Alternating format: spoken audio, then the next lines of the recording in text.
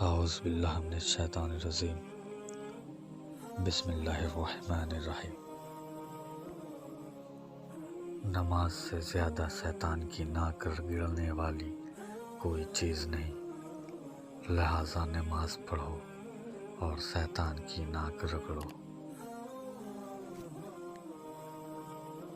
انسان کا سب سے بڑا دشمن اس کا دماغ ہے، پکڑ پکڑ کر لاتا ہے ان لمحوں کو جو اذیت دیتے ہیں۔ جو برداشت کرنے کا فن جانتا ہو وہ شخص زندگی کی کوئی جنگ ہار نہیں سکتا۔ رب کو راضی کر لو، وہ آپ کے لیے بندوں کو خود ہی راضی کر لے گا۔